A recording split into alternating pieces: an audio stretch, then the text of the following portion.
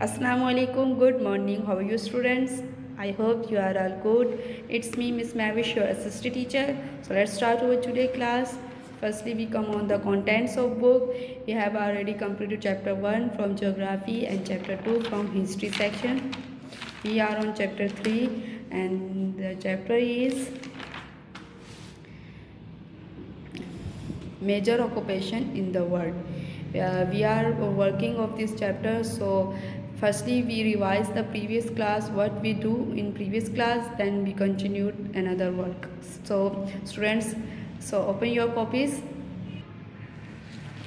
So students, हमने पिछली class में इस चैप्टर की हेडिंग डाली थी major occupation in the world, और फिर हमने क्वेश्चन नंबर 1 किया था और क्वेश्चन नंबर 2 किया था, और क्वेश्चन नंबर हमने इस चैप्टर का क्वेश्चन नंबर 3 भी किया है और क्वेश्चन नंबर 4 भी किया है।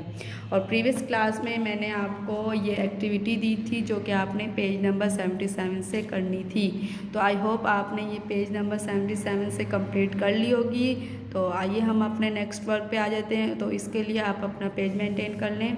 तो सब स्टूडेंट्स ने इस तरीके से अपना पेज रेडी कर लिया होगा। आपने अपने ब्लू कलर से मार्जिन्स ड्रॉ करने हैं और फिर उसके बाद आपने अपनी डेट एज़ यूजुअल मेंशन करनी है, जो कि हमारी डेट है 8/12/2020, और यहाँ पे आप क्लास डे और क्लास वर्क मेंशन करेंगे।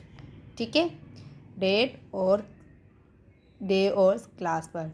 फिर उसके बाद आप सबसे पहले अपना क्वेश्चन लिखेंगे। आपने हमारा क्वेश्चन क्या है, what is the main reason for high unemployment in developing countries. What is the main reason, सबसे मेन मतलब मेन वजह क्या है for high unemployment in developing countries, मतलब तरक्की पजीर कंट्री में अनएम्प्लॉय मतलब बेरोज़गारी, हाई बेरोज़गारी मतलब ज़्यादा बेरोज़गारी की मेन वजह क्या है। यानी कि हाई अनएम्प्लॉयमेंट मतलब तरक्की पजीर कंट्री में ममालिक में ज़्यादा बेरोज़गारी की वजह क्या है, ये हमारा क्वेश्चन है। तो हम इसके तरक्की पजीर ममालिक जैसे कि पाकिस्तान, इसी तरीके से इंडिया, बांग्लादेश, मतलब इन ममालिक में बेरोज़गारी की ज़्यादा वजह क्या है। तो अब हमने 3 उसकी मेन वजह लिखी हैं। वजह बहुत सी हो सकती हैं पर हमने 3 मेन वजह लिखनी है। ठीक है, तो सबसे पहले आप क्या करेंगे, अपने ब्लू पेन से इसका आंसर लिखेंगे। क्वेश्चन जो है वो आपने ब्लैक पेन से लिख लिया है, अब आपने आंसर ब्लू पेन से लिखना है। ठीक है, the main reasons for high unemployment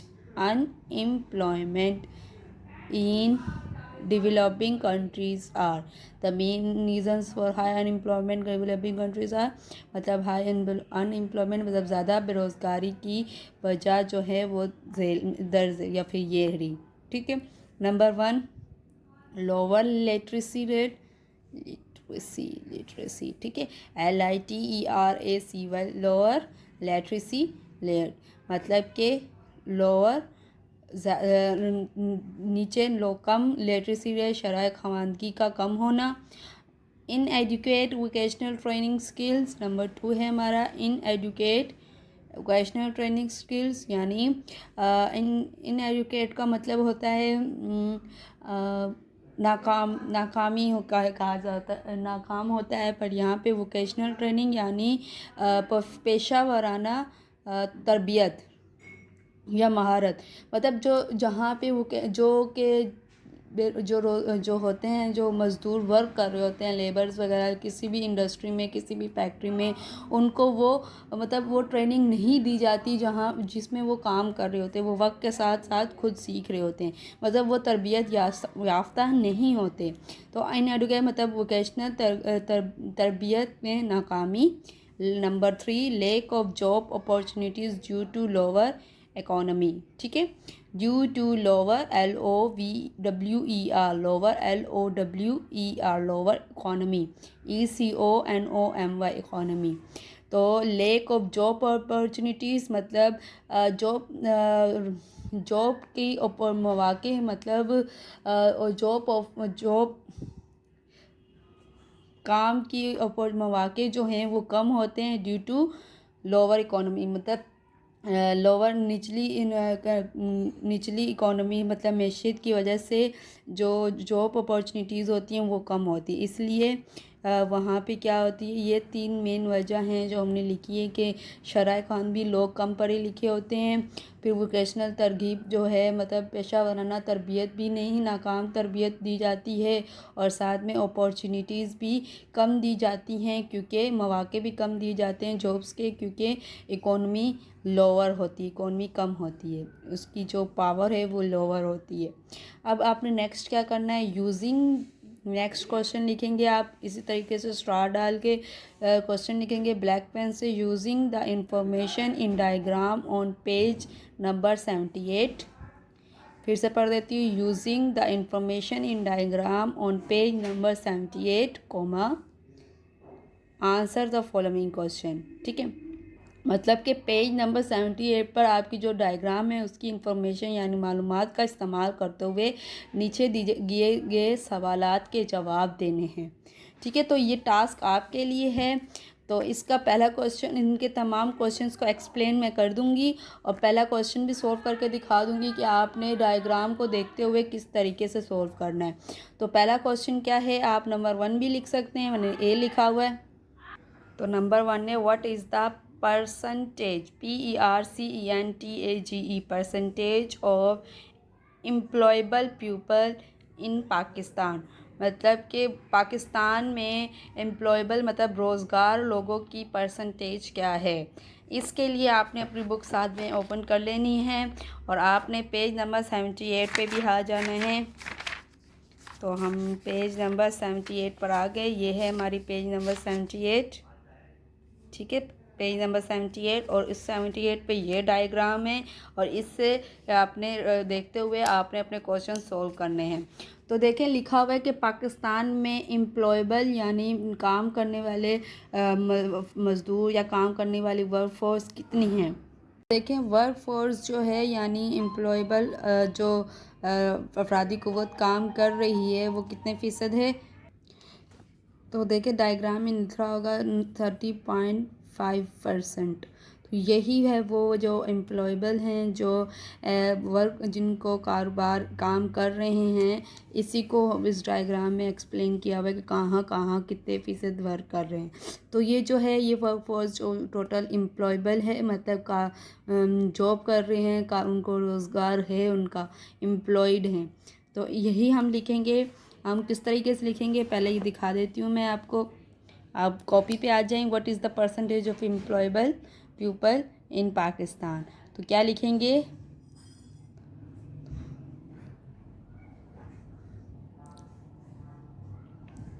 3.5%,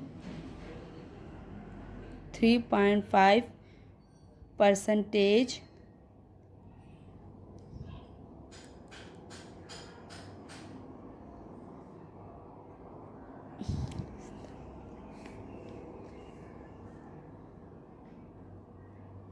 is the employable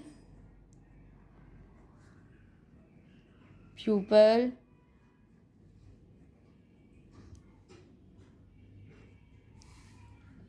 in Pakistan. ठीक है, देखिए what is the percentage of 30 what is the percentage of employable people in Pakistan. तो हमने लिखा 30% of percentage is the employable people in Pakistan. ठीक है, बाकी का हमने रिमेनिंग जो मतलब अपना सेंटेंस कंप्लीट करने के लिए हमने ऊपर से ले लिया। इसलिए इसी तरीके से नंबर 2 लिखेंगे, what percentage of the Pakistan work force is unemployed. Pakistan के कितने फ़ीसद लोग जो हैं वो अनएम्प्लॉयड मतलब बेरोज़गार है। तो अब पिक्चर डायग्राम में देखेंगे हम, तो डायग्राम में देखें यहाँ पे यूं स्लैश दे के लिखा हुआ है अनएम्प्लॉयड, ये 3 मिलियन लिखा हुआ है, पर यहाँ पे लिखा हुआ है आगे आप पढ़ेंगे this is boring as it represents almost 6% of the total work force, 6%। ठीक है, ये जो 6% दिया हुआ है वर्क फोर्स का वो है हमारा आंसर। तो हम क्या लिखेंगे, हाँ 6% of the Pakistan workforce is unemployed. ठीक है, इसी तरीके से आपने ये वाला क्वेश्चन भी सॉल्व करना है। In which sector is the highest number of people employed, कौन से सेक्टर में जो लोग हैं हाईएस्ट नंबर पर एम्प्लॉयड है, मतलब कहाँ हाईएस्ट नंबर पर कहाँ पे काम करे, किस सेक्टर में। अगर हम सेक्टर वाइज देखेंगे तो ये डायग्राम है, किस सेक्टर में आप देखेंगे सबसे ज़्यादा हाईएस्ट परसेंटेज है, तो उस परसेंटेज को आप लिखेंगे यहाँ पर। ठीक है, और उसके बाद नेक्स्ट आ जाते हैं number 4, which sector has the lowest number of employees, मतलब इसी में से आप देखेंगे कि किस सेक्टर में सबसे कम है एम्प्लॉयड, मतलब किस सेक्टर में लोग सबसे कम काम कर रहे हैं, तो वह आप यहाँ पे लिख लेंगे। लिखने के बाद हैज़ द डैश 6% इस डैश परसेंट, जो परसेंट भी लिखेंगे और सेक्टर भी लिखेंगे। नहीं, आप सिर्फ सेक्टर लिखेंगे। जैसे कि अगर आपने सबसे कम है सेक्टर लिखा यहाँ पर, जैसे electricity and gas has the sector which, तो जैसे कि इलेक्ट्रिसिटी एंड गैस लिख कर लिखेंगे, electricity and gas is the sector has the lowest which has the lowest number of employees. ठीक है, इस तरीके से आप अपना सेंटेंस के लिए फिर से रिवाइज करा देती हूँ। इलेक्ट्रिसिटी स्लैश लिखकर गैस लिखेंगे, is the sector which has the lowest number of employees, question से लिख देंगे। ठीक है, ये आपका टास्क है, आपने रिमेनिंग क्वेश्चन सॉल्व करने हैं। एक बार स्क्रीन पे फिर से आपको क्लियरली शो करवा देती हूँ कि आप सब देख लें क्वेश्चन। इन क्वेश्चंस के आंसर आपने ढूंढकर इसी तरीके से लिखने हैं, क्वेश्चन ब्लैक से लिखने हैं, और जो आंसर होंगे इसके आपने अपने ब्लू पेन से लिखने हैं। ठीक है, 4 क्वेश्चन है, 4 क्वेश्चन के आंसर लिखने हैं आपने।